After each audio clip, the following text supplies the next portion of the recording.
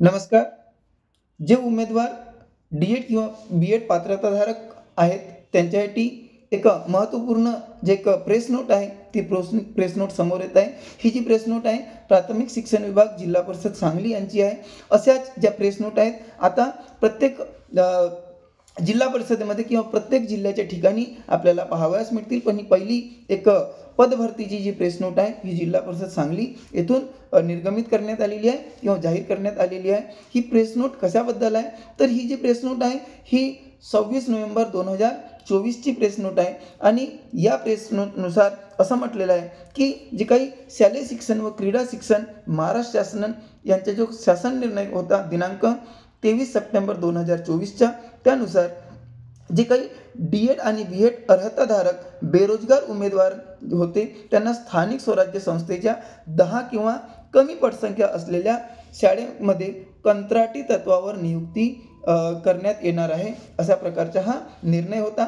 मागील वर्षी आपण बघितलं होतं की शासनाने एक निर्णय घेतलेला होता की ज्या शाळेची पटसंख्या ही 20 किंवा 20पेक्षा कमी आहे, अशा शाळा ह्या बंद करून त्या शाळेतील जे विद्यार्थी आहेत ते इतर जवळच्या शाळेमध्ये समायोजित करण्याची एक भूमिका मांडली होती. पण त्याला स्थानिक पातळीवरून प्रत्येक पातळीवर कडाडून विरोध झाला होता. आणि त्यानुसार मग शासनाने ह्या शाळा बंद न करता आता 20ची जी अट आहे ती 10वर आणलेली आहे. आणि ज्या शाळेमध्ये 10 किंवा 10पेक्षा कमी पटसंख्या आहे, अशा शाळेमध्ये एक आपण असं म्हणू शकतो की फुल टाईम शिक्षकाची नियुक्ती न करता किंवा दुसऱ्या शिक्षकाची नियुक्ती न करता जवळजवळ जे कंत्राटी तत्वावर नियुक्ती करण्याची आता त्यांनी धोरण आखलेले आहे. आणि यानुसार ही जिल्हा परिषद सांगलीची एक प्रेस नोट आलेली आहे, जाहिरात आपण याला म्हणू शकतो.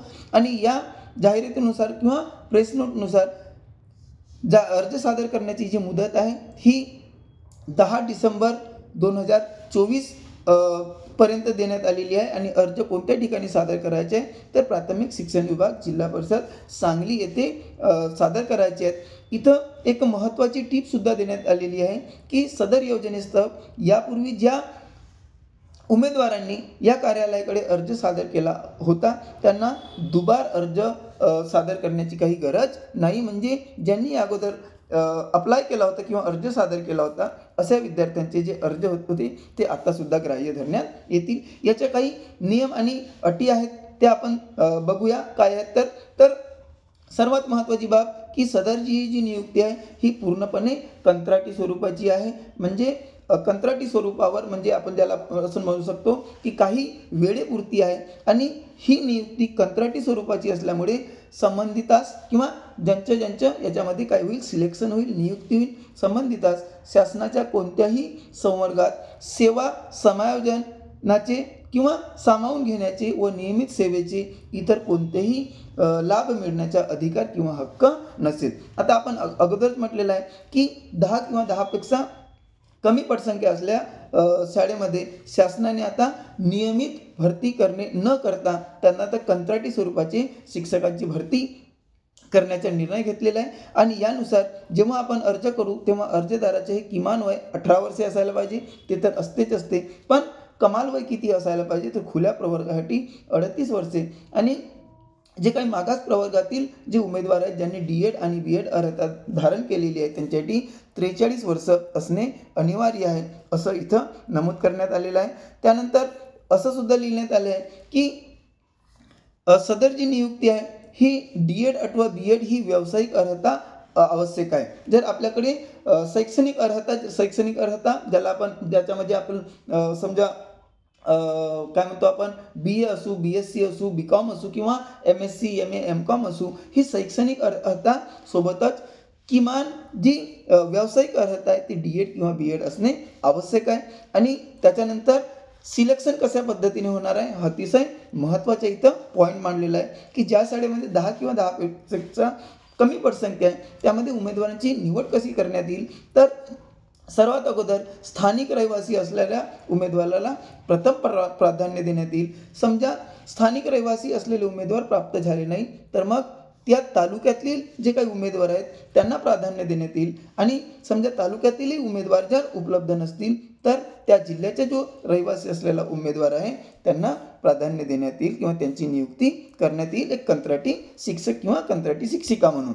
तर सदर नियुक्तीचा कालावधी हा 1 शैक्षणिक वर्षासाठी असेल आणि समजा जर आवश्यक असेल तर आवश्यकतेनुसार सदर नियुक्तीचा जो कालावधी आहे त्याच्या नूतनीकरणाचे त्याच्या रिन्युअलचे जे अधिकार आहेत हे त्या कार्यालयाला असतील त्या शिक्षण विभागाला असतील. आणि सर्वात महत्त्वाची गोष्ट की आपल्याला पगार मिळेल का आणि पगार किती मिळेल. तर हे जे आपल्याला जे काही आपल्या जो कामाचा मोबदला मिळेल तो पगाराच्या रूपात न मिळता तो मानधनाच्या रूपात मिळेल आणि मानधन हा एकमुस्त असतो. तर 15,000 रुपये प्रतिमाह त्याला मानधन मिळेल आणि त्या मानधनासोबत कोणतेही इतर लाभ मिळणार नाही. म्हणजे TA किंवा नक्षल भत्ता किंवा कोणताही व्यतिरिक्त भत्ता किंवा DA असा कोणताही भत्ता मिळणार नाही. त्यानंतर ज्या उमेदवार ज्या काय म्हणतो आपण ठिकाणी आहेत त्या ठिकाणच्या उमेदवारांना एक पूर्ण नाही पण थोडी तरी एक दिलासाजनक ही माहिती आलेली आहे. कारण की कंत्राटी पद्धतीची भरती ही कुठं ना कुठं आपल्यासारख्या सुशिक्षित बेरोजगारांसाठी एक थट्टा केल्यासारखी आहे. तरी पण ज्यांच्याकडे नोकरीच नाही जे सध्या बेरोजगार आहेत त्यांच्यासाठी एक चांगली संधी उपलब्ध झालेली आहे. आपण जर आमच्या चॅनलवर नवीन असाल तर अशाच वेगवेगळ्या जिल्ह्याच्या ज्या काही पत्रक निघतील किंवा जे काही जाहिराती निघतील किंवा प्रेसने निघतील त्या आम्ही सर्वात अगोदर आपल्यापर्यंत पोहोचवण्याचा प्रयत्न करू. आमच्या चॅनलला तुम्ही सबस्क्राईब करा आणि बेल आयकॉनचं बटन प्रेस करा. इथंच थांबतो. नमस्कार.